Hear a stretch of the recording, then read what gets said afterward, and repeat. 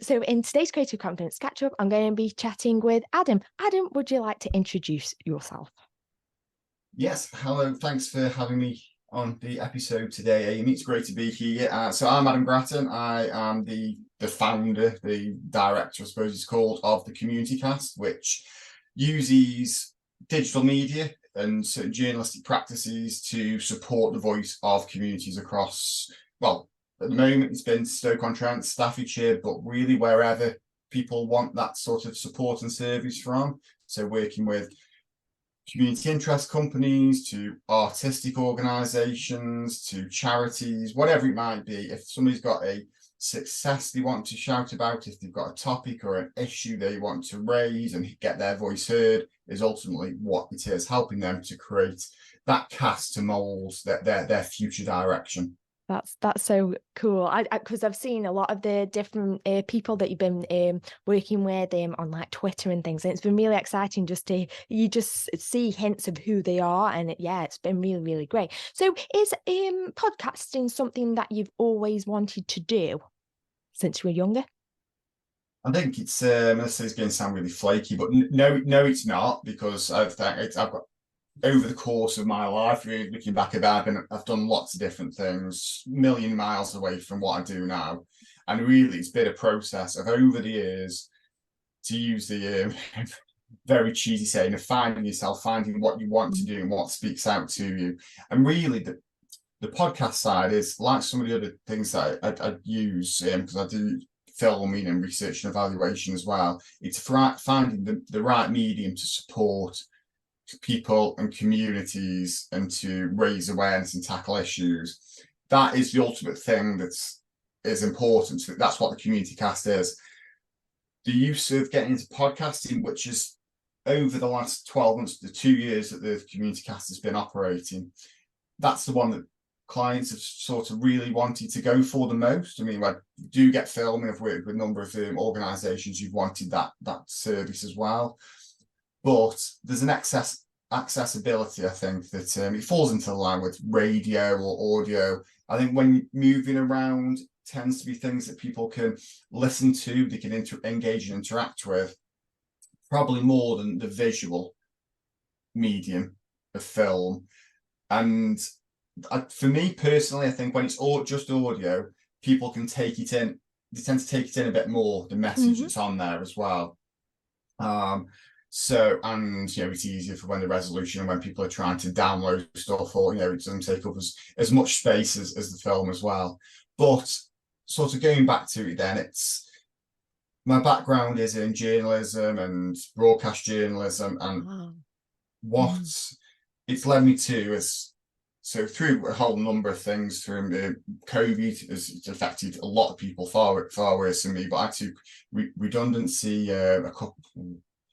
In 2020, I was working for a local newspaper that was owned by Reach PLC, and it was then I chose to take redundancy and see what was out there. And I sat on the fact that I'll give it a go myself, being self-employed. I've been self-employed in the past, doing different things, not aligned with recording and digital media, but my thought was that how can I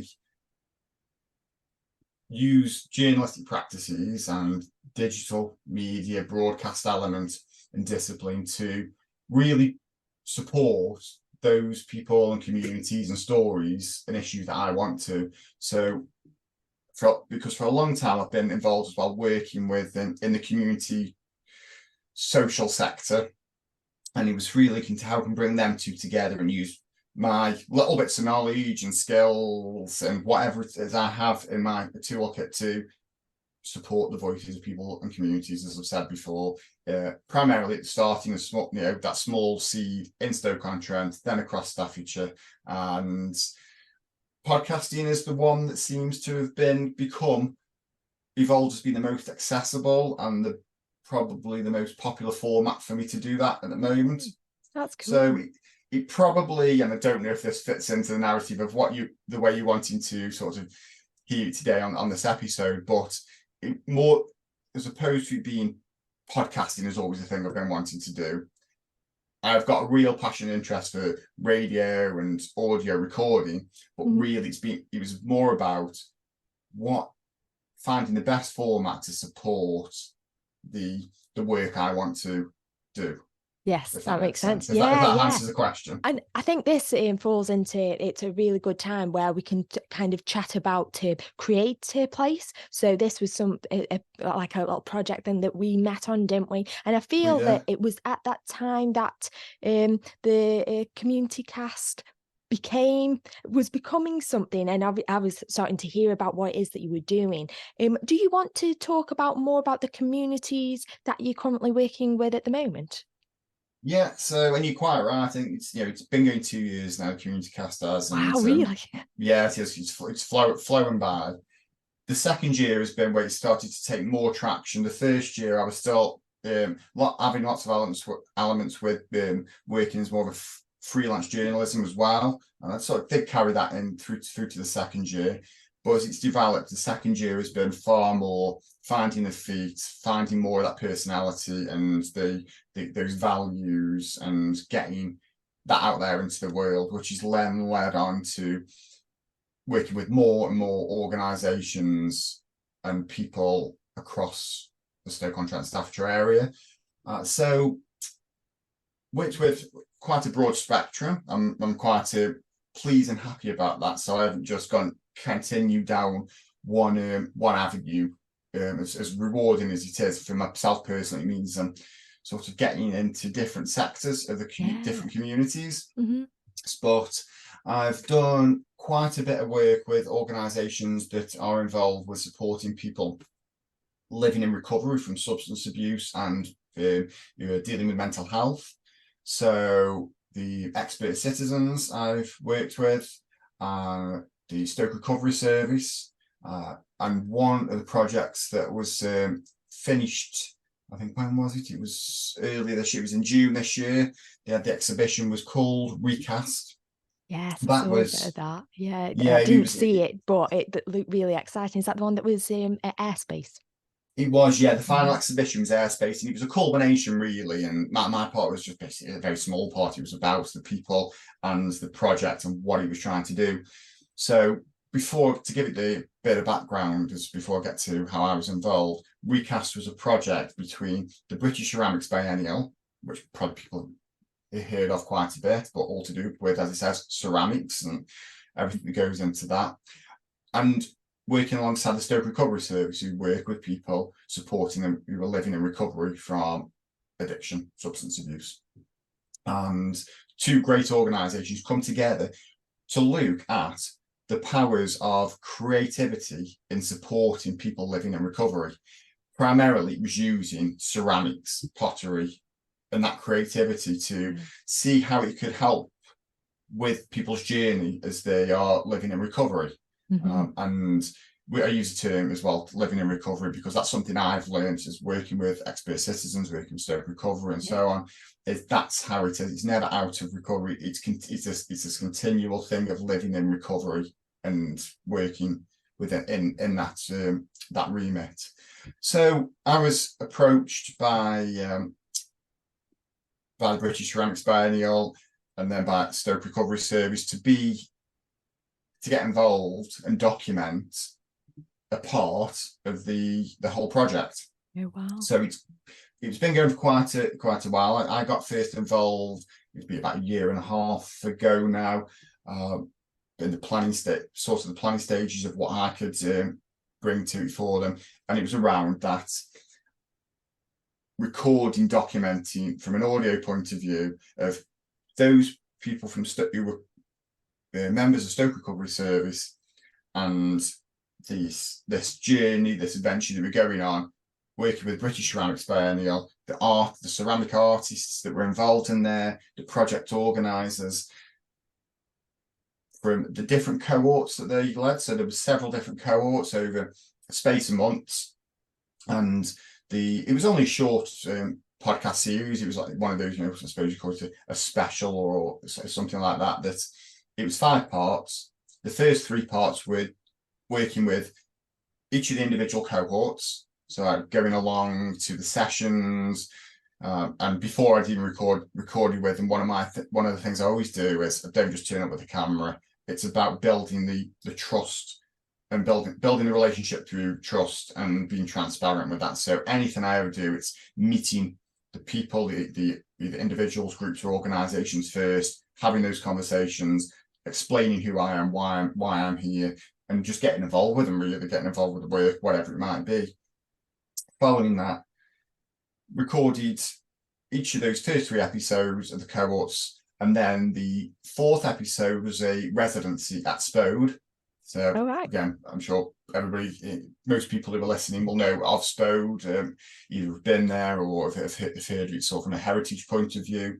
The importance in it's the ceramic past of and the industrial past of Stoke-on-Trent and wider.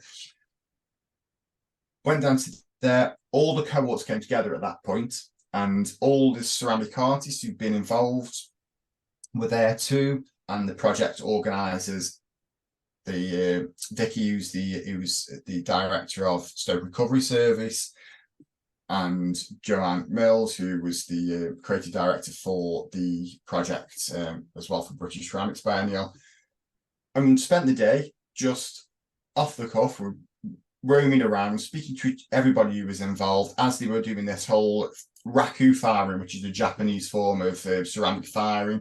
I'm sure you've heard of it, and anybody who's an avid ceramicist will have heard of it as well. But it was an eye-opener to me also, and really interesting, really good being outside and recording it. As I'm sure you'll know from somebody who deals with audio, when you've got the wind and the rain and you're trying to capture clear voices. Noise. And you've got fires going on in the background. It was it's always a skill there, isn't it? But so that was really good. So that was the recast project, and the final part was the exhibition, which, as you said, was held at the Airspace Gallery. The episode for the exhibition was recorded in June, and that was everybody who'd been involved, and then guests from the health and wellbeing world, NHS, other recovery services were there from across the country, from Sheffield and wider. You had Keith Brymer-Jones there from Pottery Throwdown. Got to speak to him. That was always a pleasure there, and very enthusiastic about the project and the power of using creative ceramic methods to support people living in recovery. Amazing. And that was the end point to that, and it was a real great celebration. And to feed into the community cast and what it's about, it's hopefully that just my little involvement, that little bit there of raising awareness and championing those voices, being a support to those voices who are the core of it, will help to be an opening for other people who are looking for recovery support or looking to get involved in ceramic work or both as well. So, and that's the ultimate aim with anything I'm involved in, is just to be that support for people's voices to be heard and make a difference.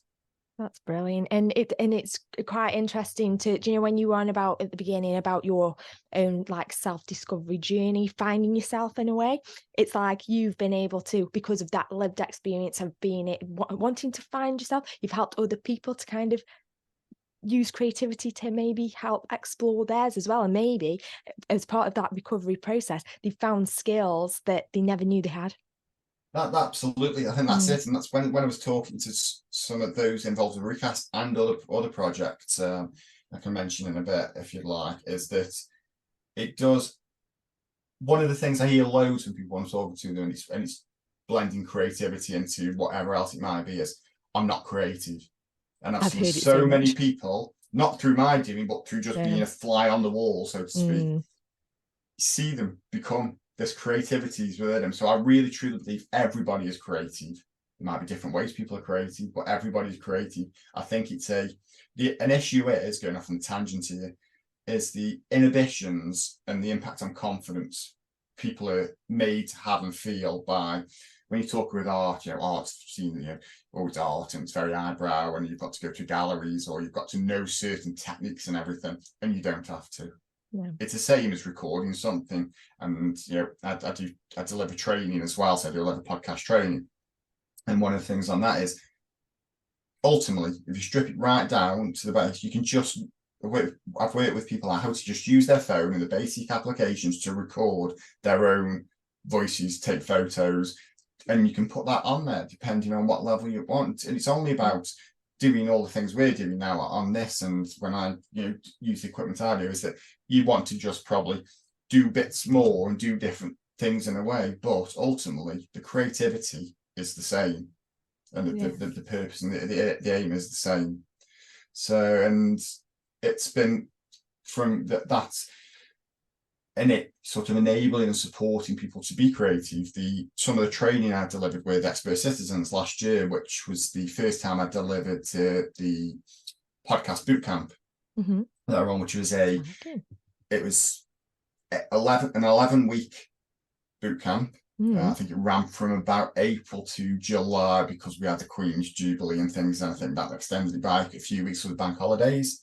But that was working with a group of people from Expert Citizens who have got lived experience of impacts on mental health or recovering from addiction, and working with them, people who didn't really know what a podcast was at all, or knew what one was, but had no idea or probably not much interest in being involved, to working with them from the very start of explaining what it was, and then very practically, hands-on, sourcing equipment, taking through the whole process of how to structure, how to write, how to do all the, the bottom half of the iceberg, to the recording of it, to then the post-production and the editing, which, at the start sort of seemed really intimidating to some of the people involved at this editing side. And not everybody likes that side, because it can be, I think you've got really like the editing side of things to be involved, to be fair, but some did, and they learned it. And after that, I stayed with them up until we'd recorded and edited and done the very first episode. I then supported to the delivery of the second episode, and after that they went on and recorded other episodes themselves and did that and put that out there as the Expert Citizens podcast, which is amazing, wherever you get your podcasts from. But that's still out there, I believe. Same as the recast one and other ones. And then currently, one of the more recent ones is working with the YMCA North Staffordshire and the youth governance team there, which again has been fantastic because it's a whole other community and a whole other viewpoint and aspect of life in the city and life as culturally and socially. And that's been a fantastic. All these are learning opportunities for myself. You never stop learning. There's still tons and tons I don't know, and that's a benefit I get from that. But we're in episode, just on episode 4 of the Young Leaders podcast. Again, from wherever you get your podcasts, you can listen to that. And they are fronting the series, because I spoke to you just before we came on air, as it is. Unless I'm sort of asked to host and present something, the meaning, the purpose of the community cast is for it to be the voice, the authentic, true, transparent voice of the community that are putting that discussion out there, who are putting the podcast out there. So it's been them learning as they've been going along, and knowing how to present and knowing how they want to structure things, because it's their voice, it's not mine. I just explain in support of things they could do, and seeing what works best for them and their narrative and their subjects, because what works for one project I'm working on with a community doesn't work for another project. And it's all about finding their own voice and having their own identity within whatever is published out there once the recording's done and the episodes put out into the world. It's great. It's just, but it goes back to, like I said, that finding yourself to help others find theirs through the act of podcasting and sharing their stories. And I think that's amazing. Have you got any, as we come towards the end of this week's episode, have you got any words of encouragement or wisdom that you'd like to leave us with? Being completely honest, it's always, you never stop learning, as probably an overused term, but you never stop learning. I never stop learning. You're always finding things that you think you know something, then something else happens, whether that's the actual doing, or these working with people, or it's the technical side. There's always something that crops up that I don't know. That's, you've got to go and find it. if you're, I suppose for me, you know, say running my own business, it isn't easy. You know, and this is, I mean, this is the thing. You know, social media gets put out there. We all do it. We put a post out and everything. It's all to promote the stuff we're doing, and it all looks very positive. Again, going back to the iceberg thing, it's all the stuff that sits underneath is where the life is, the day-to-day stuff is. And I think just it's a perseverance, because I'll be honest, over 2 years and that there's been moments I've been thinking, is this worth it? You know, is this worth it? Is it sustainable? You know, because one thing we do it all. We do stuff because we love it and we've got a passion for, but also we've got to pay the bills and put food on the table. Yeah. It is really difficult, and it helps if you've got contacts and a network. I was fortunate enough to have, over the years, because working in the social community-based sector, working with universities, different organisations, and as a journalist, I had a good base to start with. Don't be afraid to just make a fool of yourself. If you're not making a fool of yourself, but I know that inhibition thinks sometimes you are, and I still get that sometimes. As you know, you sort of, you don't, you know, you're faking it and that when you're not. You're just the imposter syndrome builds. Yeah, that's it. Imposter syndrome. Yeah. And everybody feels like that. I'm not, you know, I don't know who the name is. At some point, you feel like the imposter syndrome, and it affects the confidence. But just say, you know what, I'm going to go for it. And the perseverance is that if you've got the commitment and the passion for it, you can learn all the other stuff. If you're a decent, nice person and you're willing to put those hard yards in to get to know people and, you know, have conversations and build those relationships through trust, which is the core of anything when we're doing things such as in the charitable community, social sector, and even outside that, is building those relationships. So that's how you build your network up. Don't be afraid to ask for help. Yeah, definitely, that's something I've learned. Don't be afraid to ask for help at all, and just stick at it if you're enjoying what you're doing. But if, you know, it isn't easy, but it's worthwhile, and, you know, as it goes on. That's brilliant. No, thank you so much for joining me today. I've really enjoyed our conversation. It's been great. My pleasure. Anytime. Thank you very much. And if there's any questions for anybody, or anybody wants to get in touch with me to get a bit of advice or chat after this, then certainly you can put them in my direction. It's CommunityCast. It's X now, isn't it? Not Twitter. Yeah, I know. Yeah. It's at CommunityCast, and go on Facebook as well, the CommunityCast, and then you can go to the website, which is www.thecommunitycast.co.uk. That's brilliant. So, thank you very much, Amy. It's been really a real honour to come on today. Thank you.